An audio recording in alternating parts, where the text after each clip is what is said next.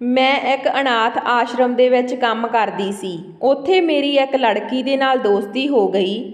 ਉਹ ਮੈਨੂੰ ਹਰ ਰੋਜ਼ ਕਹਿੰਦੀ ਕਿ ਦੀਦੀ ਤੁਸੀਂ ਮੇਰੀ ਜਗ੍ਹਾ 'ਤੇ ਸੌਂ ਜਾਓ। ਮੈਨੂੰ ਬਹੁਤ ਦਰਦ ਹੁੰਦਾ ਹੈ। ਮੈਨੂੰ ਲੱਗਿਆ ਕਿ ਸ਼ਾਇਦ ਉਸ ਨੂੰ ਉਸ ਦਾ ਬਿਸਤਰਾ ਪਸੰਦ ਨਹੀਂ ਹੋਵੇਗਾ। ਮੈਂ ਉਸ ਦਾ ਬਿਸਤਰਾ ਬਦਲਵਾ ਦਿੱਤਾ, ਪਰ ਉਸਨੇ ਮੈਨੂੰ ਦੂਜੇ ਦਿਨ ਵੀ ਇਹੀ ਕਿਹਾ। ਇਸ ਵਾਰ ਮੈਂ ਉਸ ਦੀ ਗੱਲ ਮੰਨ ਲਈ ਤੇ ਉਸ ਦੀ ਜਗ੍ਹਾ 'ਤੇ ਸੌਂ ਗਈ। ਮੈਨੂੰ ਸੁੱਤੇ ਹੋਏ ਕੁਝ ਹੀ ਦੇਰ ਹੋਈ ਸੀ ਕਿ ਅਚਾਨਕ ਕਦੇ-ਕਦੇ ਆਪਾਂ ਨੂੰ ਅੱਖੀਂ ਦੇਖੀਆਂ ਹੋਈਆਂ ਗੱਲਾਂ 'ਤੇ ਵੀ ਯਕੀਨ ਨਹੀਂ ਹੁੰਦਾ, ਕਿਉਂਕਿ ਅੱਜ ਦੇ ਦੌਰ ਵਿੱਚ ਇਨਸਾਨ ਉਹੀ ਕਰਦਾ ਜਿਸ ਵਿੱਚ ਉਸ ਨੂੰ ਫਾਇਦਾ ਹੋਵੇ। ਬਿਨਾਂ ਆਪਣੇ ਫਾਇਦੇ ਦੇ ਕੋਈ ਕਿਸੇ ਦੀ ਮਦਦ ਨਹੀਂ ਕਰਦਾ। ਮੇਰਾ ਨਾਮ ਮਨੂ ਹੈ। ਮੇਰੀ ਉਮਰ 35 ਸਾਲ ਸੀ। ਮੈਂ ਆਪਣੇ ਘਰ ਵਿੱਚ ਆਪਣੀ ਮਾਂ ਦੇ ਨਾਲ ਰਹਿੰਦੀ ਸੀ।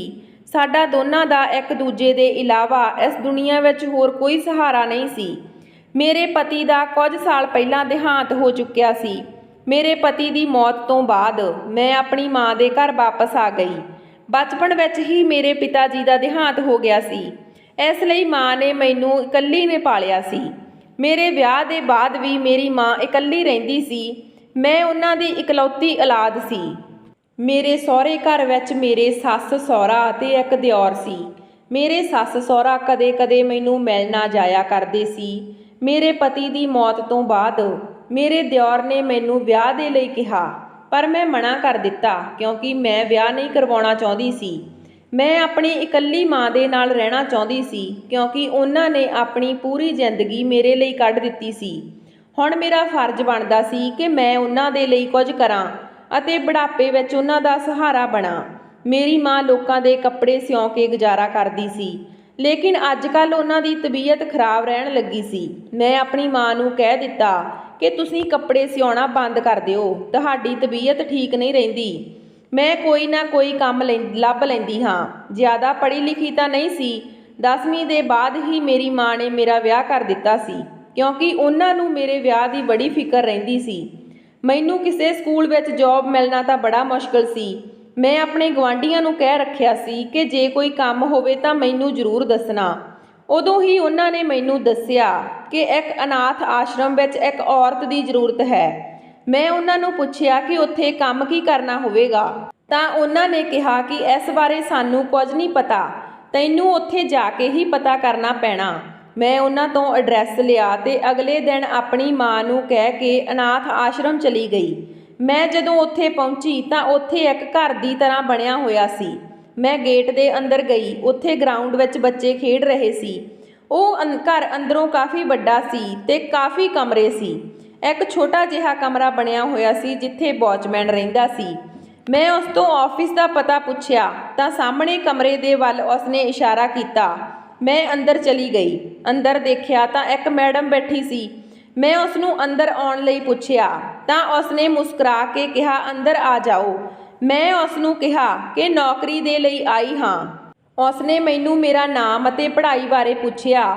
ਮੈਂ ਉਹਨਾਂ ਨੂੰ ਸਭ ਕੁਝ ਦੱਸ ਦਿੱਤਾ। ਉਹਨਾਂ ਨੇ ਕਿਹਾ, ਠੀਕ ਹੈ, ਤੂੰ ਕੱਲ੍ਹ ਨੂੰ ਆ ਜਾਵੀਂ। ਲੇਕਿਨ ਇੱਥੇ ਜੋ ਔਰਤਾਂ ਕੰਮ ਕਰਦੀਆਂ ਉਹਨਾਂ ਨੂੰ ਇੱਥੇ ਹੀ ਰਹਿਣਾ ਪੈਂਦਾ, ਸਿਰਫ ਐਤਵਾਰ ਨੂੰ ਹੀ ਆਪਣੇ ਘਰ ਜਾਂਦੀਆਂ। ਮੈਨੂੰ ਇਹਨਾਂ ਦੀ ਇਹ ਗੱਲ ਸੁਣ ਕੇ ਮਾਂ ਦਾ ਖਿਆਲ ਆਇਆ। ਮੈਂ ਆਪਣੀ ਮਾਂ ਨੂੰ ਘਰ ਵਿੱਚ ਇਕੱਲਾ ਕਿਵੇਂ ਛੱਡ ਸਕਦੀ ਸੀ? ਉਸ ਦੀ ਤਾਂ ਸਿਹਤ ਵੀ ਠੀਕ ਨਹੀਂ ਰਹਿੰਦੀ ਸੀ। ਮੈਂ ਮੈਡਮ ਨੂੰ ਕਿਹਾ ਕਿ ਮੈਂ ਰੋਜ਼ ਨਹੀਂ ਆ ਸਕਦੀ, ਤਾਂ ਉਹਨਾਂ ਨੇ ਮੈਨੂੰ ਮਨਾ ਕਰ ਦਿੱਤਾ ਤੇ ਕਿਹਾ ਕਿ ਇੱਥੇ ਹਰ ਟਾਈਮ ਬੱਚਿਆਂ ਦੀ ਦੇਖਭਾਲ ਕਰਨੀ ਪੈਂਦੀ ਹੈ। ਉਹਨਾਂ ਦੇ ਕੋਲ ਹਰ ਸਮੇਂ ਕਿਸੇ ਨਾ ਕਿਸੇ ਨੂੰ ਰਹਿਣਾ ਜ਼ਰੂਰੀ ਹੁੰਦਾ। ਵੈਸੇ ਇੱਥੇ ਤੇਰੇ ਤੋਂ ਇਲਾਵਾ 2-3 ਲੜਕੀਆਂ ਹੋਰ ਆ, ਲੇਕਿਨ ਉਹਨਾਂ ਨੂੰ ਵੀ ਕੰਮ ਹੁੰਦਾ। ਮੈਂ ਮੈਡਮ ਤੋਂ ਪੁੱਛਿਆ ਕਿ ਇੱਥੇ ਕੰਮ ਕੀ ਕਰਨਾ ਪੈਂਦਾ। ਮੈਡਮ ਨੇ ਦੱਸਿਆ ਕਿ ਇੱਥੇ ਬੱਚਿਆਂ ਨੂੰ ਖਵਾਉਣਾ ਪਿਆਉਣ ਦੀ ਜ਼ਿੰਮੇਵਾਰੀ ਤੇਰੀ ਹੋਵੇਗੀ ਅਤੇ ਤੈਨੂੰ ਬੱਚਿਆਂ ਦਾ ਖਿਆਲ ਰੱਖਣਾ ਪਵੇਗਾ। ਇਸ ਤੋਂ ਇਲਾਵਾ ਇੱਥੇ ਹੋਰ ਕੋਈ ਕੰਮ ਨਹੀਂ। ਮੈਂ ਉਸ ਨਾਲ ਕੁਝ ਹੋਰ ਗੱਲਾਂ ਕੀਤੀਆਂ ਤੇ ਫਿਰ ਮੈਂ ਉੱਥੋਂ ਉੱਠ ਕੇ ਆਪਣੇ ਘਰ ਆ ਗਈ। ਮੈਨੂੰ ਉੱਥੇ ਰੁਕਣ ਨਾਲ ਕੋਈ ਇਤਰਾਜ਼ ਨਹੀਂ ਸੀ, ਪਰ ਆਪਣੀ ਮਾਂ ਦੀ ਫਿਕਰ ਸੀ, ਕਿਉਂਕਿ ਮੈਂ ਉਸ ਨੂੰ ਇਕੱਲੀ ਨਹੀਂ ਛੱਡ ਸਕਦੀ ਸੀ।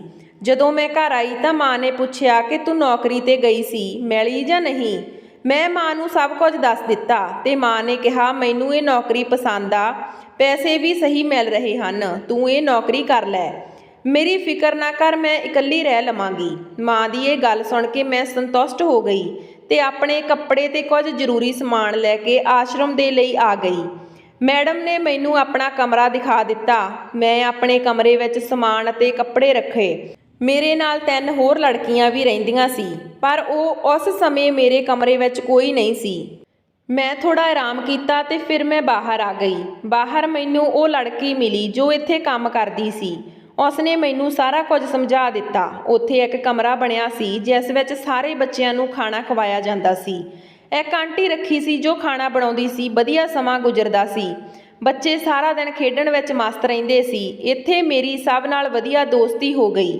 ਮੈਂ ਇੱਕ ਗੱਲ ਨੋਟਿਸ ਕੀਤੀ ਕਿ ਇੱਥੇ ਹਰ ਰੋਜ਼ ਕੋਈ ਨਾ ਕੋਈ ਬੱਚਾ ਅਡਾਪਟ ਹੋ ਰਿਹਾ ਸੀ। ਰੋਜ਼ ਕੋਈ ਨਾ ਕੋਈ ਫੈਮਿਲੀ ਕਿਸੇ ਨਾ ਕਿਸੇ ਬੱਚੇ ਨੂੰ ਲੈਣ ਆਉਂਦੀ ਰਹਿੰਦੀ ਸੀ ਤੇ ਮੈਡਮ ਉਹਨਾਂ ਨੂੰ ਬੱਚਾ ਦੇ ਦਿੰਦੀ ਸੀ। ਇੱਥੇ ਮੈਡਮ ਬੱਚਿਆਂ ਨੂੰ ਹਰ ਚੀਜ਼ ਦੀ ਸਹੂਲਤ ਦੇ ਰਹੀ ਸੀ। ਉਹਨਾਂ ਦਿਨਾਂ ਵਿੱਚ ਇੱਕ 13-14 ਸਾਲ ਦੀ ਬੱਚੀ, ਉਸ ਦਾ ਇੱਕ ਹੱਥ ਖਰਾਬ ਸੀ। ਉਹ ਉੱਥੇ ਆਈ ਤੇ ਬਹੁਤ ਹੀ ਡਰੀ ਰਹਿੰਦੀ ਸੀ। ਕਿਸੇ ਨਾਲ ਕੋਈ ਗੱਲ ਨਹੀਂ ਕਰਦੀ ਸੀ। ਉਹ ਖਾਣਾ ਵੀ ਚੰਗੀ ਤਰ੍ਹਾਂ ਨਹੀਂ ਖਾਂਦੀ ਸੀ। ਇੱਕ ਦਿਨ ਮੈਂ ਉਸ ਨੂੰ ਆਪਣੇ ਹੱਥਾਂ ਨਾਲ ਖਾਣਾ ਖਵਾਇਆ ਤੇ ਉਸ ਨੂੰ ਪੁੱਛਿਆ ਕਿ ਉਹ ਕਿਸੇ ਨਾਲ ਗੱਲ ਕਿਉਂ ਨਹੀਂ ਕਰਦੀ। ਉਸਨੇ ਮੇਰੀ ਗੱਲ ਦਾ ਕੋਈ ਜਵਾਬ ਨਾ ਦਿੱਤਾ। ਮੈਂ ਹਰ ਰੋਜ਼ ਉਸ ਨਾਲ ਦੋਸਤੀ ਕਰਨ ਦੀ ਕੋਸ਼ਿਸ਼ ਕਰਦੀ। ਹੌਲੀ-ਹੌਲੀ ਕਰਕੇ ਉਹ ਮੇਰੇ ਨਾਲ ਬੋਲਣ ਲੱਗ ਪਈ। ਹੁਣ ਉਹ ਅਕਸਰ ਮੇਰੇ ਨਾਲ ਹੀ ਰਹਿੰਦੀ ਸੀ। ਇੱਕ ਦਿਨ ਉਹ ਲੜਕੀ ਬਹੁਤ ਘਬਰਾਈ ਹੋਈ ਸੀ। ਮੇਰੇ ਕੋਲ ਆਈ ਤੇ ਕਹਿਣ ਲੱਗੀ, ਦੀਦੀ ਤੁਸੀਂ ਮੇਰੀ ਜਗ੍ਹਾ ਤੇ ਸੌਂ ਜਾਇਆ ਕਰੋ। ਮੈਨੂੰ ਸੌਣ ਤੋਂ ਬਾਅਦ ਬਹੁਤ ਦਰਦ ਹੁੰਦਾ ਹੈ। ਮੈਂ ਉਸ ਨੂੰ ਪੁੱਛਿਆ ਕਿ ਤੈਨੂੰ ਆਪਣੀ ਜਗ੍ਹਾ ਨਾਲ ਤਾਂ ਕੋਈ ਪਰੇਸ਼ਾਨੀ ਨਹੀਂ? ਤਾਂ ਉਸਨੇ ਮੈਨੂੰ ਕੋਈ ਜਵਾਬ ਨਾ ਦਿੱਤਾ। ਉਹ ਬਸ ਮੈਨੂੰ ਇਹੀ ਕਹਿੰਦੀ ਰਹੀ ਕਿ ਤੁਸੀਂ ਮੇਰੀ ਜਗ੍ਹਾ ਤੇ ਸੌਂ ਜਾਇਆ ਕਰੋ। ਮੈਨੂੰ ਬਹੁਤ ਦਰਦ ਹੁੰਦਾ ਹੈ। ਮੈਂ ਕਿਹਾ ਠੀਕ ਆ, ਤੂੰ ਫਿਕਰ ਨਾ ਕਰ, ਮੈਂ ਕੁਝ ਕਰਦੀ ਹਾਂ। ਮੈਂ ਸੋਚਿਆ ਸ਼ਾਇਦ ਕੋਈ ਬੱਚਾ ਹੋਵੇਗਾ ਜੋ ਉਸ ਨੂੰ ਪਰੇਸ਼ਾਨ ਕਰਦਾ ਹੋਵੇਗਾ। ਮੈਨੂੰ ਇਸ ਤਰ੍ਹਾਂ ਆਪਣੀ ਜਗ੍ਹਾ ਬਦਲਣ ਨੂੰ ਕਹਿ ਰਹੀ ਹੈ। ਮੈਂ ਰੀਮਾ ਨੂੰ ਕਹਿ ਕੇ ਉਸ ਦੀ ਜਗ੍ਹਾ ਬਦਲਵਾ ਦਿੱਤੀ ਤੇ ਮੈਂ ਬੱਚਿਆਂ ਦੇ ਕੋਲ ਜਾ ਕੇ ਬੈਠ ਗਈ। ਸਾਡਾ ਕਮਰਾ ਬੱਚਿਆਂ ਦੇ ਕਮਰਿਆਂ ਨਾਲੋਂ ਥੋੜਾ ਦੂਰ ਸੀ।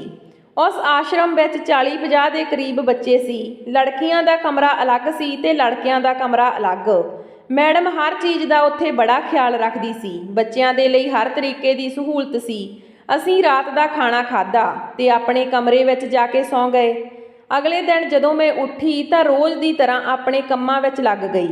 ਅੱਜ ਦੁਪਹਿਰ ਦਾ ਖਾਣਾ ਖਾਣ ਦਾ ਸਮਾਂ ਹੋਇਆ ਤਾਂ ਮੈਂ ਪਿੰਕੀ ਦੇ ਕੋਲ ਜਾ ਕੇ ਪੁੱਛਿਆ, ਅੱਜ ਤਾਂ ਤੈਨੂੰ ਨੀਂਦ ਚੰਗੀ ਆਈ ਹੋਵੇਗੀ। ਹੁਣ ਤਾਂ ਮੈਂ ਤੇਰੀ ਜਗ੍ਹਾ ਵੀ ਬਦਲ ਦਿੱਤੀ। ਪਰ ਬਾਕੀ ਦਿਨਾਂ ਦੀ ਤਰ੍ਹਾਂ ਉਹ ਅੱਜ ਵੀ ਉਦਾਸ ਸੀ ਤੇ ਉਹ ਮੈਨੂੰ ਉਹੀ ਗੱਲ ਕਹਿਣ ਲੱਗੀ ਕਿ ਮੇਰੀ ਜਗ੍ਹਾ ਤੇ ਸੌਂ ਜਾਓ, ਮੈਨੂੰ ਬਹੁਤ ਦਰਦ ਹੁੰਦਾ ਹੈ। ਮੈਂ ਉਸ ਨੂੰ ਪੁੱਛਿਆ ਕਿ ਹੁਣ ਕਿਹੜਾ ਦਰਦ ਹੁੰਦਾ? ਹੁਣ ਕੋਈ ਬੱਚਾ ਤੈਨੂੰ ਪਰੇਸ਼ਾਨ ਵੀ ਨਹੀਂ ਕਰਦਾ। ਇੰਨੇ ਨੂੰ ਮੈਡਮ ਮੇਰੇ ਕੋਲ ਆ ਗਈ।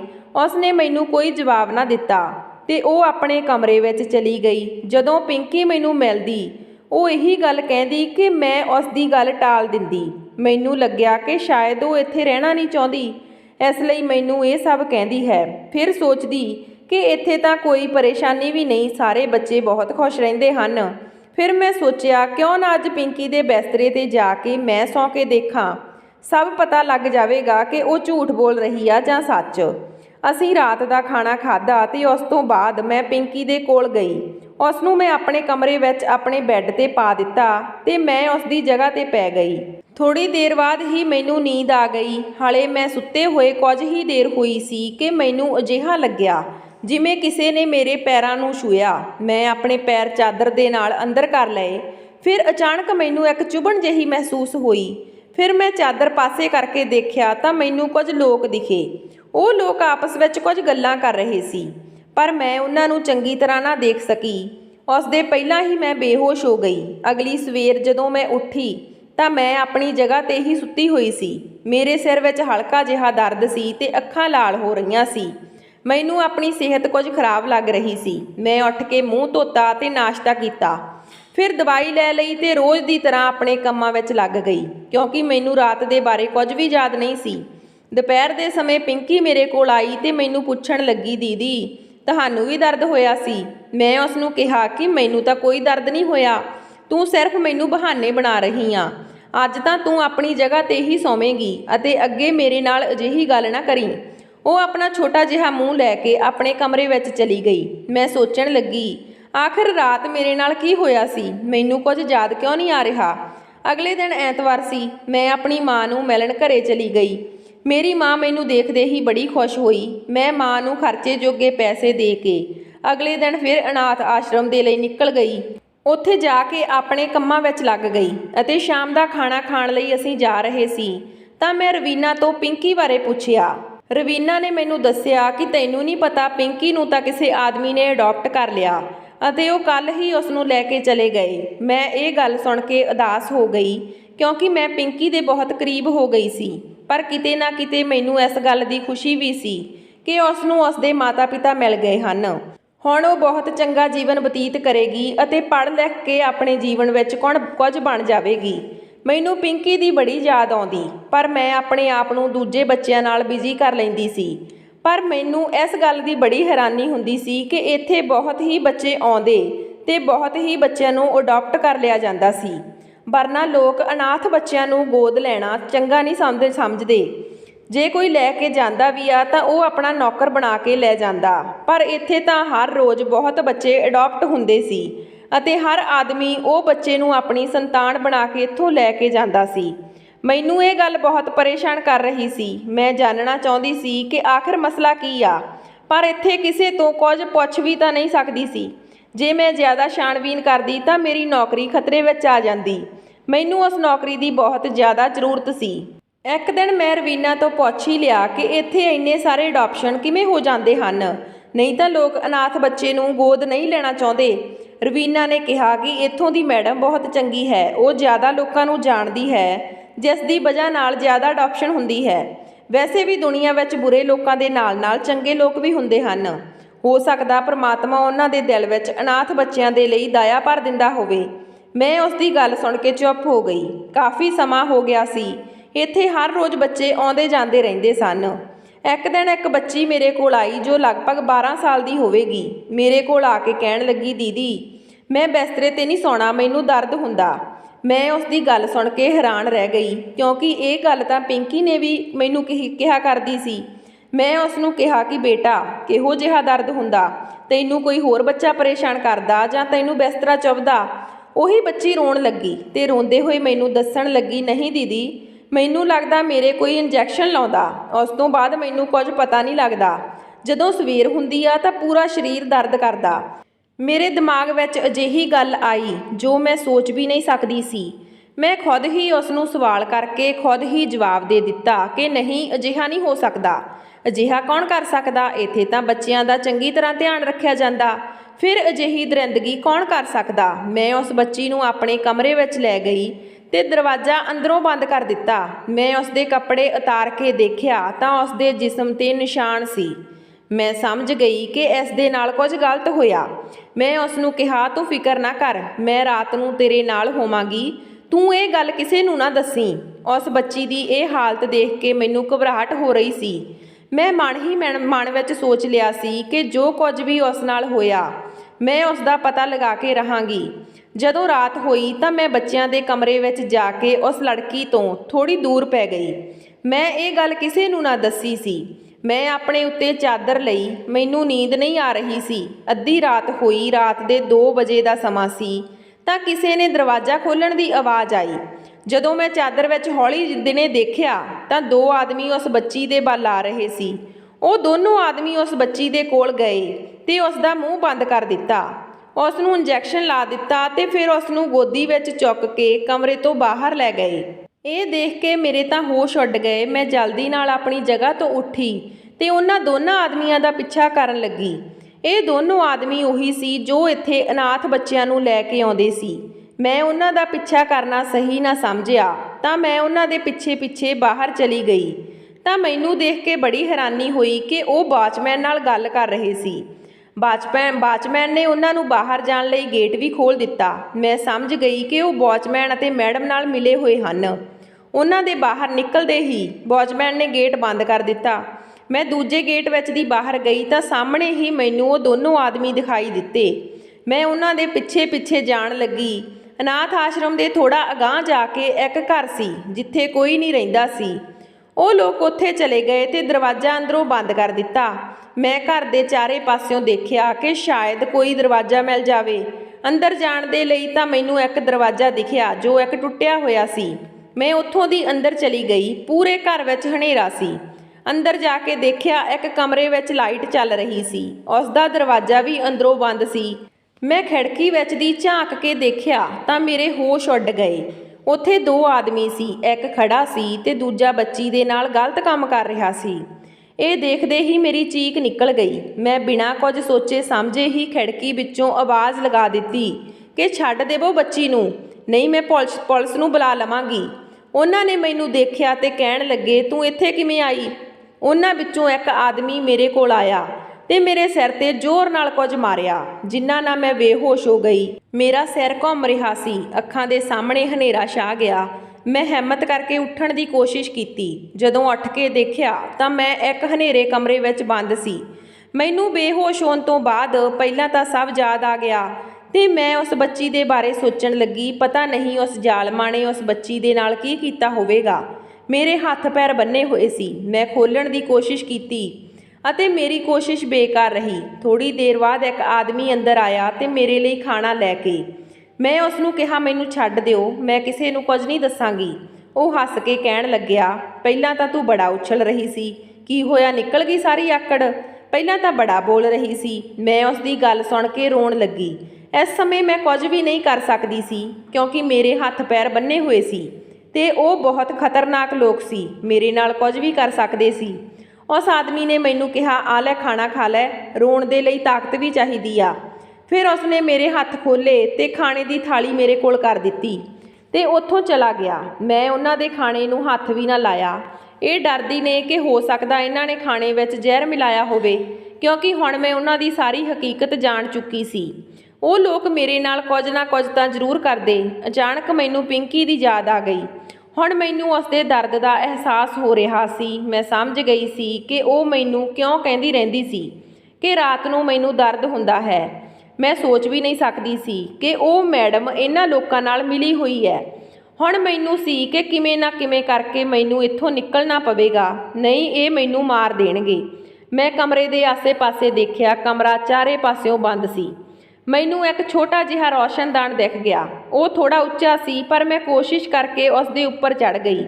ਉਸ ਦਾ ਸ਼ੀਸ਼ਾ ਤੋੜ ਕੇ ਬਾਹਰ ਆ ਗਈ। ਮੈਨੂੰ ਕਾਫੀ ਜ਼ਿਆਦਾ ਸੱਟਾਂ ਲੱਗ ਗਈਆਂ ਕਿਉਂਕਿ ਉਹ ਥੋੜਾ ਛੋਟਾ ਸੀ। ਮੈਂ ਲੁਕਦੀ ਲੁਕਾਉਂਦੀ ਜਿਸ ਦਰਵਾਜ਼ੇ ਦੀ ਬੜੀ ਸੀ ਉਸੇ ਰਾਹੀਂ ਬਾਹਰ ਆ ਗਈ। ਮੈਂ ਆਸ਼ਰਮ ਜਾਣ ਦੀ ਬਜਾਏ ਪੁਲਿਸ ਸਟੇਸ਼ਨ ਚਲੀ ਗਈ ਕਿਉਂਕਿ ਮੈਂ ਉਹਨਾਂ ਬੱਚੀ ਨੂੰ ਬਚਾਉਣਾ ਸੀ। ਮੈਂ ਉਹਨਾਂ ਨੂੰ ਇਕੱਲੇ ਨਹੀਂ ਛੱਡ ਸਕਦੀ ਸੀ ਕਿਉਂਕਿ ਉੱਥੇ ਬੱਚਿਆਂ ਨਾਲ ਬਹੁਤ ਹੀ ਗਲਤ ਹੋ ਰਿਹਾ ਸੀ। ਪੁਲਿਸ ਸਟੇਸ਼ਨ ਕਾਫੀ ਦੂਰ ਸੀ। ਪੈਦਲ ਚੱਲ ਕੇ ਮੈਂ ਪੁਲਿਸ ਸਟੇਸ਼ਨ ਪਹੁੰਚੀ। ਉੱਥੇ ਮੈਨੂੰ ਅੱਧਾ ਘੰਟਾ ਇੰਤਜ਼ਾਰ ਕਰਨਾ ਪਿਆ। ਮੈਂ ਇੰਸਪੈਕਟਰ ਨੂੰ ਸਾਰੀ ਗੱਲ ਦੱਸੀ। ਉਹਨਾਂ ਨੇ ਮੈਨੂੰ ਕਿਹਾ ਕਿ ਤੇਰੇ ਕੋਲ ਕੋਈ ਸਬੂਤ ਹੈ? ਮੈਂ ਕਿਹਾ, ਨਹੀਂ, ਇਸ ਦਾ ਮੇਰੇ ਕੋਲ ਕੋਈ ਸਬੂਤ ਨਹੀਂ। ਉਹਨਾਂ ਨੇ ਕਿਹਾ, ਫਿਰ ਅਸੀਂ ਤੇਰੀ ਕਿਵੇਂ ਗੱਲ ਮੰਨ ਲਈਏ? ਤੂੰ ਝੂਠ ਵੀ ਤਾਂ ਬੋਲ ਸਕਦੀ ਆ। ਸਾਨੂੰ ਲੱਗਦਾ ਉਹਨਾਂ ਨੂੰ ਫਸਾਉਣਾ ਚਾਹੁੰਦੀ ਆ, ਇਸ ਲਈ ਤੂੰ ਝੂਠ ਬੋਲ ਰਹੀ ਆ। ਮੈਂ ਉਹਨਾਂ ਨੂੰ ਸਮਝਾਇਆ ਕਿ ਇਸ ਵਿੱਚ ਮੇਰਾ ਕੀ ਫਾਇਦਾ, ਮੈਂ ਤਾਂ ਸਿਰਫ ਉਹ ਮਾਸੂਮ ਬੱਚਿਆਂ ਨੂੰ ਬਚਾਉਣ ਦੇ ਲਈ ਤੁਹਾਡੇ ਕੋਲ ਆਈ ਹਾਂ। ਉਹਨਾਂ ਖਿਲਾਫ ਗਵਾਹੀ ਦੇਣ ਲਈ ਮੈਂ ਤਿਆਰ ਹਾਂ। ਇੰਸਪੈਕਟਰ ਨੇ ਕੁਝ ਦੇਰ ਸੋਚਿਆ ਤੇ ਫਿਰ ਮੇਰੀ FIR ਲਿਖ ਲਈ ਤੇ ਕਿਹਾ, ਉਹ ਤੈਨੂੰ ਨੁਕਸਾਨ ਪਹੁੰਚਾ ਸਕਦੇ ਹਨ, ਤੂੰ ਆਪਣਾ ਧਿਆਨ ਰੱਖੀ। ਮੈਂ ਆਪਣੇ ਘਰ ਗਈ ਤੇ ਉੱਥੋਂ ਆਪਣੀ ਮਾਂ ਦਾ ਸਮਾਨ ਅਤੇ ਆਪਣਾ ਸਮਾਨ ਚੁੱਕਿਆ ਤੇ ਉੱਥੋਂ ਅਸੀਂ ਨਿਕਲ ਗਈਆਂ ਕਿਉਂਕਿ ਉਹ ਸਾਡੇ ਘਰ ਵੀ ਆ ਸਕਦੇ ਸੀ। ਮੇਰੀ ਮਾਂ ਮੇਰੇ ਨਾਲ ਜਾਣ ਨੂੰ ਤਿਆਰ ਨਹੀਂ ਸੀ। ਮੈਂ ਉਸ ਨੂੰ ਕਿਹਾ ਕਿ ਮੈਂ ਤੈਨੂੰ ਸਭ ਕੁਝ ਦੱਸ ਦਿੰਦੀ ਹਾਂ। ਮੈਂ ਮਾਂ ਨੂੰ ਦੱਸਿਆ ਤਾਂ ਮਾਂ ਨੇ ਮੈਨੂੰ ਸ਼ਾਬਾਸ਼ੇ ਦਿੱਤੀ ਤੇ ਕਿਹਾ, ਤੂੰ ਉਹਨਾਂ ਜ਼ਾਲਮਾਂ ਨੂੰ ਸਜ਼ਾ ਦਿਵਾ ਕੇ ਹੀ ਰਹੀਂ। ਕੁਝ ਦਿਨਾਂ ਬਾਅਦ ਪੁਲਿਸ ਭੇਸ ਬਦਲ ਕੇ ਉਸ ਮੈਡਮ ਦੇ ਕੋਲ ਪਹੁੰਚ ਗਈ। ਉਹਨਾਂ ਨੂੰ ਕਿਹਾ ਕਿ ਸਾਨੂੰ ਇੱਕ ਬੱਚੀ ਚਾਹੀਦੀ ਹੈ। ਉਹ ਬੱਚੀ ਨੂੰ ਅਸੀਂ ਵਿਦੇਸ਼ ਜਾ ਕੇ ਵੇਚ ਦੇਵਾਂਗੇ। ਤੈਨੂੰ ਮੂੰਹ ਮੰਗੀ ਰਕਮ ਦੇਣ ਨੂੰ ਤਿਆਰ ਹਾਂ। ਮੈਡਮ ਨੇ ਵੀ ਬੱਚੀ ਦੇਣ ਦੀ ਹਾਮੀ ਭਰ ਦਿੱਤੀ ਅਤੇ ਗੱਲ ਕਰਦੇ ਕਰਦੇ ਮੈਡਮ ਨੇ ਕਿਹਾ ਕਿ ਜੇ ਤੁਹਾਨੂੰ ਹੋਰ ਬੱਚੇ ਵੀ ਚਾਹੀਦੇ ਹਨ ਤਾਂ ਮਿਲ ਸਕਦੇ ਹਨ। ਇੱਥੇ ਅਸੀਂ ਬੱਚਿਆਂ ਤੋਂ ਹਰ ਤਰੀਕੇ ਦਾ ਕੰਮ ਲੈਂਦੇ ਹਾਂ। ਪੁਲਿਸ ਵਾਲਿਆਂ ਨੇ ਸਾਡਾ ਸਾਰਾ ਰਿਕਾਰਡ ਕਰ ਲਿਆ ਤੇ ਉੱਥੋਂ ਵਾਪਸ ਆ ਗਏ। ਅਗਲੇ ਦਿਨ ਉਹਨਾਂ ਨੇ ਛਾਪਾ ਮਾਰ ਕੇ ਮੈਡਮ ਅਤੇ 2 ਆਦਮੀਆਂ ਨੂੰ ਗ੍ਰਿਫਤਾਰ ਕਰ ਲਿਆ। ਉੱਥੇ ਜੋ ਦੂਜੀਆਂ ਲੜਕੀਆਂ ਕੰਮ ਕਰਦੀਆਂ ਸੀ ਉਹਨਾਂ ਨੂੰ ਵੀ ਇਸ ਬਾਰੇ ਕੁਝ ਨਹੀਂ ਪਤਾ ਸੀ। ਮੈਡਮ ਦੇ ਕਮਰੇ ਦੀ ਤਲਾਸ਼ੀ ਲਈ ਗਈ ਤਾਂ ਉੱਥੋਂ ਉਸ ਦੇ ਖਿਲਾਫ ਸਾਰੇ ਸਬੂਤ ਮਿਲ ਗਏ। ਪੁਲਿਸ ਵਾਲਿਆਂ ਨੂੰ ਉਸ ਮੈਡਮ ਦੇ ਦਫ਼ਤਰ ਵਿੱਚੋਂ ਡਰੱਗ ਵੀ ਮਿਲੀ, ਜਿਸ ਤੋਂ ਪਤਾ ਲੱਗਿਆ ਕਿ ਉਹ ਡਰੱਗ ਦਾ ਕਾਰੋਬਾਰ ਵੀ ਕਰਦੀ ਸੀ। ਉਸ ਮੈਡਮ ਨੂੰ ਕੋਰਟ ਵਿੱਚ ਪੇਸ਼ ਕੀਤਾ ਗਿਆ ਤਾਂ ਉੱਥੇ ਪਤਾ ਚੱਲਿਆ ਕਿ ਉਹ ਬੱਚਿਆਂ ਦੀਆਂ ਬਲੂ ਫਿਲਮਾਂ ਵੀ ਬਣਾਉਂਦੀ ਸੀ ਜਿਨ੍ਹਾਂ ਨੂੰ ਉਹ ਬਾਹਰ ਵਿਦੇਸ਼ ਵਿੱਚ ਵੇਚ ਦਿੰਦੀ ਸੀ। ਇਹਨਾਂ ਤੋਂ ਉਹ ਕਰੋੜਾਂ ਰੁਪਏ ਕਮਾ ਰਹੀ ਸੀ। ਜੋ ਲੋਕ ਆਸ਼ਰਮ ਵਿੱਚ ਬੱਚੇ ਅਡਾਪਟ ਕਰਨ ਆਉਂਦੇ ਸੀ ਉਹ ਅਡਾਪਟ ਨਹੀਂ ਬਲਕਿ ਉਹਨਾਂ ਨੂੰ ਵੇਚਣ ਦੇ ਲਈ ਲੈ ਕੇ ਜਾਂਦੇ ਸੀ। ਮੈਂ ਉਹਨਾਂ ਦੇ ਖਿਲਾਫ ਗਵਾਹੀ ਦੇ ਦਿੱਤੀ ਤੇ ਉਹਨਾਂ ਨੂੰ ਸਜ਼ਾ ਹੋ ਗਈ। ਅਦਾਲਤ ਨੇ ਉਸ ਅਨਾਥ ਆਸ਼ਰਮ ਦੀ ਜ਼ਿੰਮੇਵਾਰੀ ਮੈਨੂੰ ਦੇ ਦਿੱਤੀ। ਮੈਂ ਉਹਨਾਂ ਬੱਚਿਆਂ ਦਾ ਬੜੇ ਹੀ ਚੰਗੇ ਤਰੀਕੇ ਨਾਲ ਖਿਆਲ ਰੱਖਦੀ ਹਾਂ ਕਿਉਂਕਿ ਬੱਚੇ ਤਾਂ ਰੱਬ ਦਾ ਰੂਪ ਹੁੰਦੇ ਹਨ। ਯਕੀਨ ਹੀ ਨਹੀਂ ਹੁੰਦਾ ਕਿ ਜੋ ਪੈਸੇ ਦੀ ਖਾਤਰ ਇੰਨਾ ਡਿੱਗ ਜਾਂਦੇ ਹਨ। ਮੈਂ ਸੋਚ ਵੀ ਨਹੀਂ ਸਕਦੀ। ਹੁਣ ਆਸ਼ਰਮ ਵਿੱਚ ਬੱਚੇ ਬੜੇ ਹੀ ਖੁਸ਼ ਰਹਿੰਦੇ ਹਨ। ਜੋ ਵੀ ਬੱਚਾ ਅਡਾਪਟ ਕਰਨ ਆਉਂਦਾ ਹੈ ਉਸ ਦੀ ਪੂਰੀ ਇਨਫੋਰਮੇਸ਼ਨ ਲਈ ਜਾਂਦੀ ਹੈ। ਕਦੇ ਕਦੇ ਇਹ ਸਭ ਸੋਚ ਕੇ ਮੈਨੂੰ ਪਿੰਕੀ ਦੀ ਬੜੀ ਯਾਦ ਆਉਂਦੀ ਆ ਕਿ ਮੈਂ ਪਿੰਕੀ ਦੀ ਗੱਲ ਸੁਣ ਲਈ ਹੁੰਦੀ ਤਾਂ ਇਹਨਾਂ ਜ਼ਾਲਮਾਂ ਤੋਂ ਕਦੋਂ ਦਾ ਫੜਾ ਦਿੰਦੀ ਤੇ ਪਿੰਕੀ ਵੀ ਸਾਡੇ ਨਾਲ ਹੁੰਦੀ। ਹੁਣ ਪਤਾ ਨਹੀਂ ਵਿਚਾਰੀ ਬੱਚੀ ਕਿੱਥੇ ਹੋਵੇਗੀ। ਸੋ ਦੋਸਤੋ, ਕਹਾਣੀ ਨੂੰ ਸਮਾਂ ਦੇਣ ਲਈ ਬਹੁਤ ਬਹੁਤ ਧੰਨਵਾਦ। ਜੇ ਚੈਨਲ ਤੇ ਪਹਿਲੀ ਵਾਰ ਹੋ ਤਾਂ ਚੈਨਲ ਨੂੰ ਸਬਸਕ੍ਰਾਈਬ ਕਰਿਓ। ਮਿਲਦੇ ਹਾਂ ਨਵੀਂ ਕਹਾਣੀ ਦੇ ਨਾਲ। ਤਦ ਤੱਕ ਸਤਿ ਸ਼੍ਰੀ ਅਕਾਲ।